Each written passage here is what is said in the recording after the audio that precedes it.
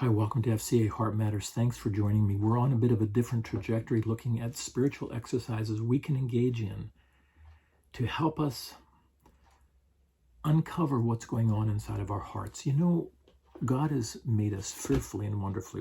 Psalm 139. We have a left side of the brain, which is rational and deductive and reasoning.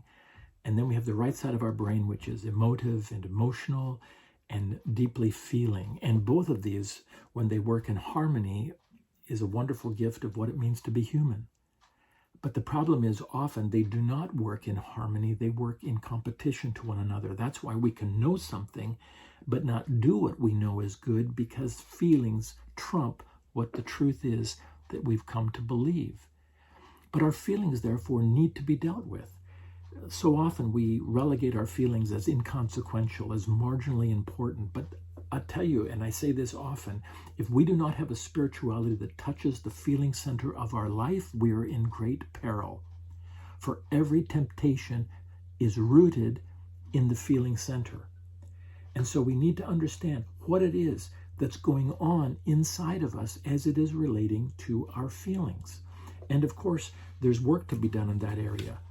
Naomi Rosenblatt has written profoundly when she said, try as we might to repress painful memories, they inevitably resurface at times in our lives when we least expect them. Pain is not a tidy emotion that we can conveniently tuck away out of sight. Repressed traumas eventually will reemerge. And when they do, we have an opportunity to resolve the pain and the damage that was done to us earlier. But that will not be done without courage and hard work.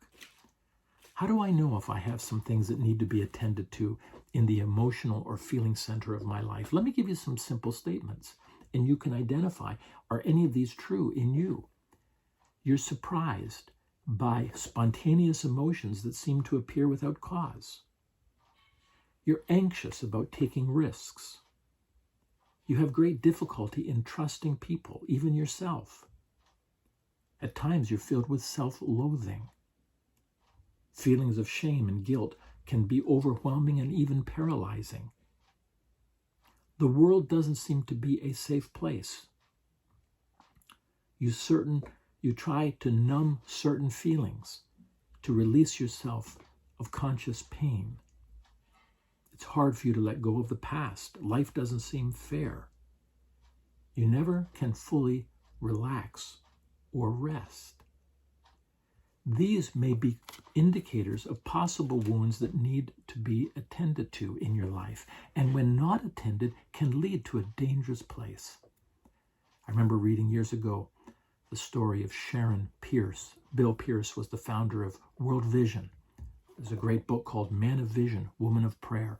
But in it is the tragic story of his daughter Sharon, who struggled with depression, struggled with such brokenness in her spirit that ultimately it led her to terminate her own life. In fact, one of the saddest moments was her being in a meeting where her father was giving an invitation to come to Christ and inviting people to lift their hands.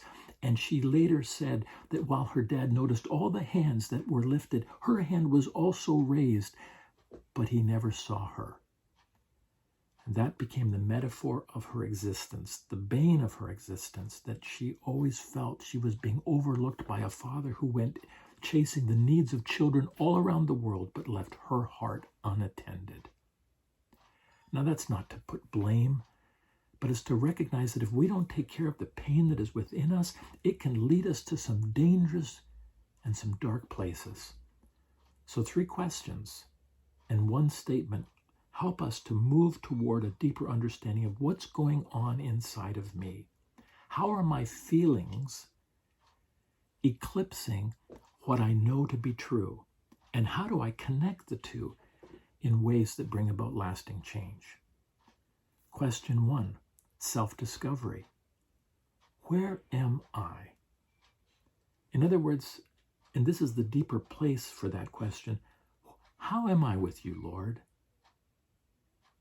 And we don't just pray that, but we sit in silence and wait on God to hear the answer. And then we seek that answer in the concourse of everyday life with our ears attentive to the answer to the question, how am I with you, Lord? That's self-discovery. Then self-awareness. What's going on inside of me?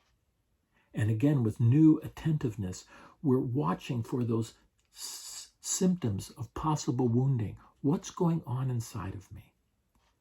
And then from self-discovery, self-awareness comes self-examination. What does all this mean? And in that self-discovery, we then self-surrender to the one who is the wonderful counselor. Come, Holy Spirit. And in the counsel of others, with this pattern and pathway of moving to deeper intimacy with Jesus, we experience the wholeness, the well-being that he offers us.